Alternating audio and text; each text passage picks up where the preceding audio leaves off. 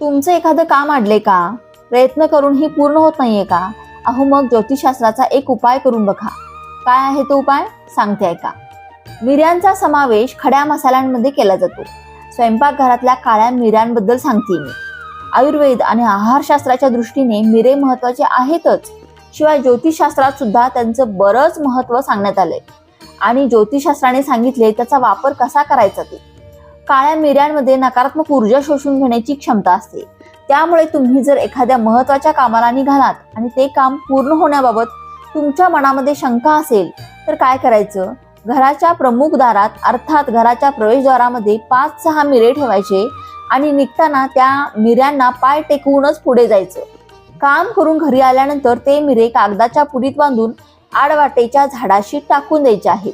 असे केल्याने कामातील अडथळे दूर होतात. श्री स्वामी समर्थ.